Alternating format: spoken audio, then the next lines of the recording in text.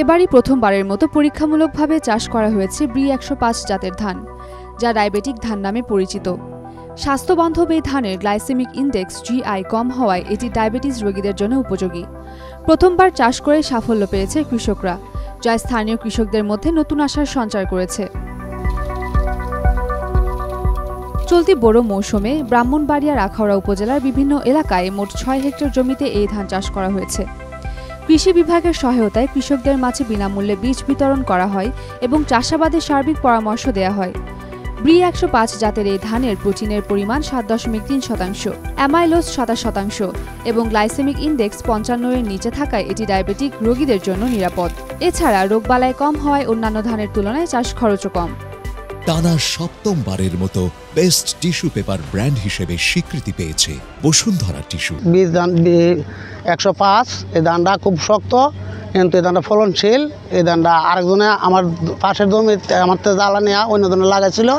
এই ধানটা কাঠের ধানটা খুব ফলন ভালো, খুব মজবুত শক্ত, মেশিনে আর হাইলেও পরে না এবং মেশিনের কাঠটা হাতে কাটতে না বাইরে না পরে ধানটা শক্ত পরে না, খুবই মজবুত ধান। এটা B105 মানে ডায়াবেটিক্স রাইস। ওনাকে আমি উদ্বুদ্ধর মাধ্যমে জমিতে 10 কেজি শুধু বীজ সহায়তা দিয়েছি।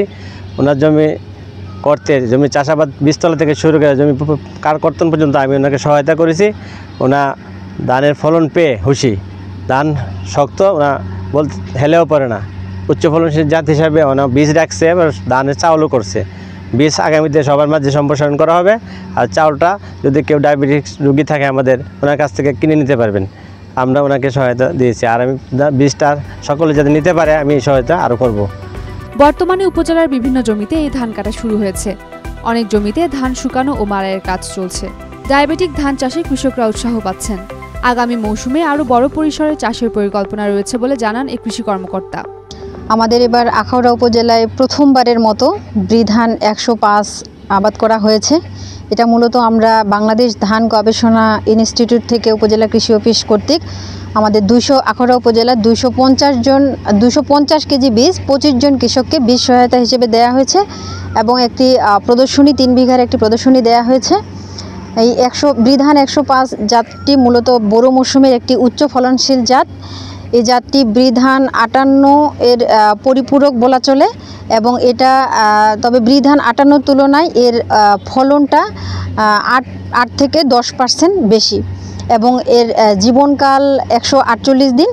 এর চালটা মাঝারি চিকন, আমরা সবাই এখন চিকন চাল পছন্দ করি, যার কারণে আখাউড়া উপজেলায় এবার প্রথমবারের মতো চাষ হয়েছে এবং ফলনও অনেক ভালো হয়েছে।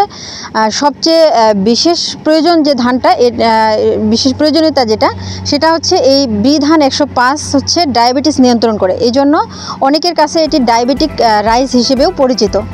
স্বাস্থ্যসম্মত এই ধান চাষের সাফল্য কৃষকদের জন্য নতুন দিগন্ত খুলে দিয়েছে। সরকারি উদ্যোগ ও কৃষকদের আগ্রহের সমন্বয়ে আগামীতে ডায়াবেটিক ধানের চাষ আরও বিস্তৃত হবে বলে আশা করা যাচ্ছে। উম্মেরুম্মান ক্রান্তি, ডেইলি সান।